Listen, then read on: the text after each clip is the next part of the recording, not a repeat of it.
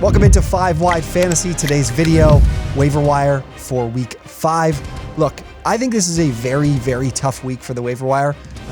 Maybe 15 minutes ago, I thought it was really tough, but there was some injury news just before I recorded that came out. So that's going to help us as we get through some of these players that are probably popping up or you're probably seeing being discussed from a number of different people, different sites and whatnot. But let's kind of get an idea of what kind of fab you should spend, whether there's waiver wire priority you should spend on these guys.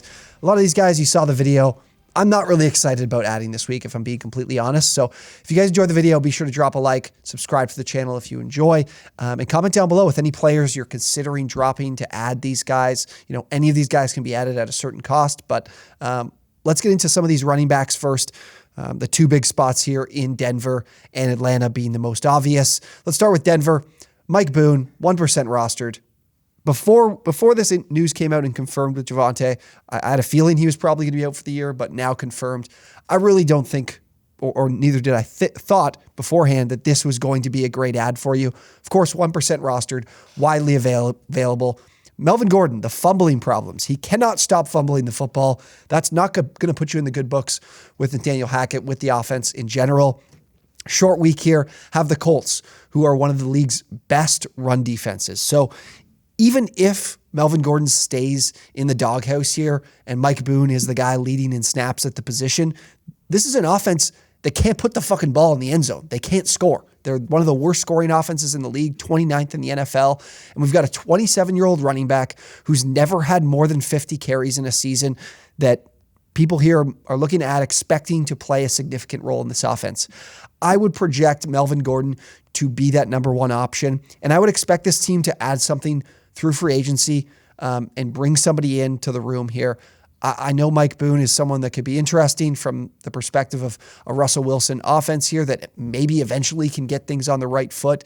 But, you know, I would let somebody else spend the fab, spend the priority on this guy. I don't see a high ceiling here. I think the best you're going to get here is an RB1 for maybe 1 week in a very tough matchup, but I do think Melvin Gordon is the clear option here. So honestly, just not someone I'm looking to spend any fab. I'll get him for free, but I don't think you can get him for free. So someone I'm probably going to avoid adding this week. Let's go to Atlanta with the two running backs here. Let's start with Tyler Algier. Obviously, Cordero Patterson banged up heading into last week. I kind of expected that there'd be a little bit less work for him in the run game, but now heading to IR, out for a little while, that opens things up here for this running back room and for the rookie Tyler Algier as well. We'll get to Caleb Huntley too, but Algier goes 10 for 84 on the ground, an even split with Caleb Huntley. Next 3 weeks, though, less than ideal for this ground game. The Bucs, 49ers, and the Bengals. Do these sound like games for the Atlanta Falcons where they're going to be able to run the football? In my mind, absolutely not. Now, can Algier contribute in the passing game? Not particularly. I think this, if anything, helps and elevates Kyle Pitts and Drake London. Algier, in his final season at BYU in 2021, he had averaged 2 receptions a game. This just isn't the guy that's heavily involved in the pass game.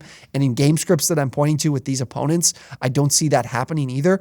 So I know this is a guy that can lead the backfield, but likely with Caleb Huntley around too. You know, Caleb Huntley, I think both of these guys profile as guys that can push the pile, can get scores inside the 5, would be ideal guys to give inside the red zone if you want to convert some touchdowns in short yardage situations. So they could both eat into each other. Neither one of them has a great receiving profile. Again, this is a guy that I think people are going to be spending fab on and spending priority on.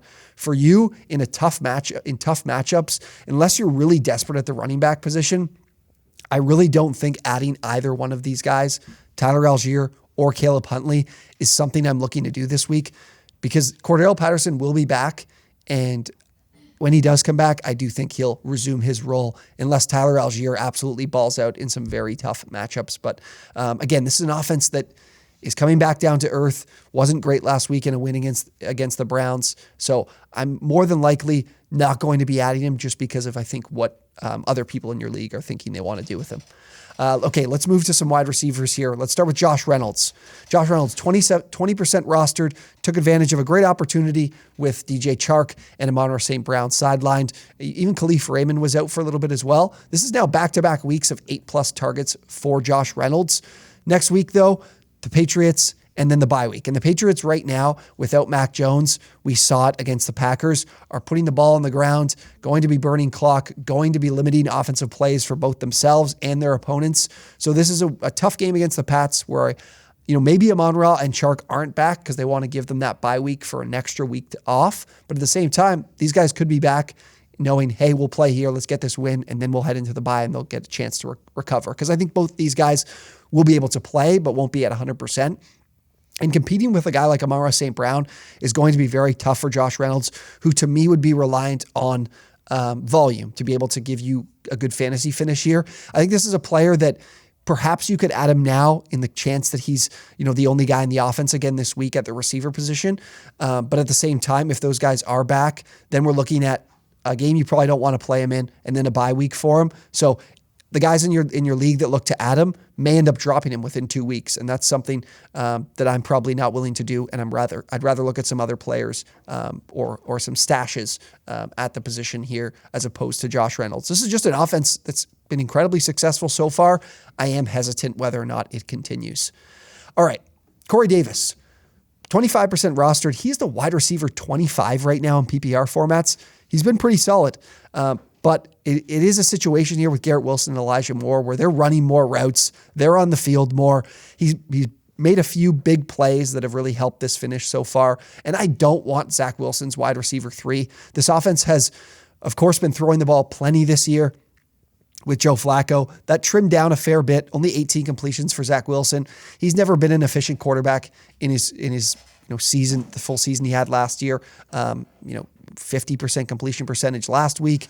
They ran the ball almost 30 times. I know in this spot they had a more balanced game script where they were competitive with the Steelers and ultimately walked away with a win. So that could certainly be the factor in why they didn't throw the ball as much.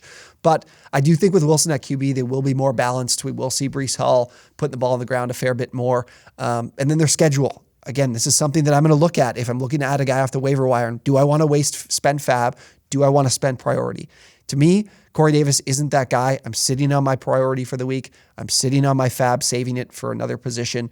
But they go Dolphins, who are a team with a very high blitz rate, and Zach Wilson has been horrific in his career against the blitz. So I think that'll be a tough game for Corey Davis on the outside. Then they go Packers, Broncos, Patriots, Bills, and the bye. Those are, again, games here with Corey Davis, who would, to me, is a guy who I'd only start in a game script where I think they'll be able to move the ball through the air. Those are teams, the Packers, the Broncos, especially, that are fantastic in the secondary. Same goes for the Bills. The Patriots, obviously, a great, well-coached defense, not as talented, so maybe there's an option to play him there, but divisional game tends to be low scoring. I don't see a scenario where I'm playing Corey Davis in any of these matchups up until his bye. I think it's another guy that if I add him, spend priority, spend fab, and end up dropping him, I'm going to be feeling like I wasted that and could have hung on to it for another week. So that's everything there. Let's get to another running back, another player. Again, I'm just not very excited to add. Latavius Murray. Obviously stepped in with Kamara being out. They actually didn't even make Tony Jones active. They elevated Latavius Murray from the practice squad. Who knows with this Kamara rib issue? I was shocked that he didn't play on Sunday morning in London, especially considering he made the trip. I'd expect that news would kind of come across to us earlier in the week. But regardless, Latavius Murray got in there with Mark Ingram, was more efficient than Ingram, but was outsnapped by Ingram 29-26. So we got a split here. Ingram left the game. So in that scenario, when he did come back eventually, for the second half, Murray did have more snaps, 21-14. They do have a good matchup. The Seahawks, bottom 4 run defense from PFF. So this is an opportunity here against a softer opponent. But again, this is a team that with Andy Dalton, who knows if he's back, but just overall, or back at QB for next week. But overall, this offense has been pretty shaky. And to me, this is a limited upside because of the offense. And then I don't think this split goes away. So how much value you're going to get from Latavius Murray, I don't think that he's going to be the clear handcuff when it comes to if Kamara continues to be out. I still think Ingram's going to be involved. So I don't see a lot of upside here for Latavius Murray. So I am kind of trying to look to avoid him in this spot here from the wire. If I can get him for free, I'll definitely do it. But not someone I'm willing to spend more than a couple bucks on. I guess I would say if you're desperate at the position, he might be the best add just because of the matchup here in week 5. All right, last player, someone I'm actually looking to add. I'm willing to spend priority on. I'm willing to spend some fab on. George Pickens, 39% rostered, so he's not available to each and every one of you, but still almost, 61% he's available right now, so a good amount of leagues. Kenny Pickett comes in the second half, looks much better than Trubisky. I know he had the 3 interceptions. A couple of those were tipped, so not as much, do I put that responsibility on him? I do think Tomlin goes to him next week. Him in allows for much more big play potential. Now, there could be some regression onto what we saw in that half, but 13.2 yards in terms of average depth of target is much, much improved from Mitch Trubisky. So for Pickens, in that second half that Pickett was in, saw a 33% target rate on his routes in the second half compared to under 13% on the season. So we're seeing Pickett in and we're seeing more target volume for Pickens, which is great. 5.92 yards per route run. So we're looking at, in that second half, some explosive plays that are coming his way too. Looks downfield, which is way more valuable than what we were getting from Mitchell Trubisky. Chase Claypool, I wrote about this on our site, but Chase Claypool has moved over to that slot role ever since Pickens came in this year. So he does have that spot on the outside. Catching up to Claypool in terms of routes run, ran 4 less last week. I would be looking to spend priority on this guy because he's extremely talented. This offense can get better throwing the football now. And like I mentioned, we're looking for guys with talent who have the chance to give us a bit more explosion. And honestly, Deontay Johnson had a terrible game last week, so he could be eating into Deontay Johnson's role and be someone very impactful as long as Pickett's at QB. So that's really the only player I'm looking to add this week is George Pickens. The rest of these guys, you guys heard, I'm just not too excited about. There could be someone coming down the line in a few weeks here that you need to spend that fab on. I would be looking to hang on to it this week, with the exception of Pickens, who I'd be willing to spend anywhere from 10 to 12% of my fab on.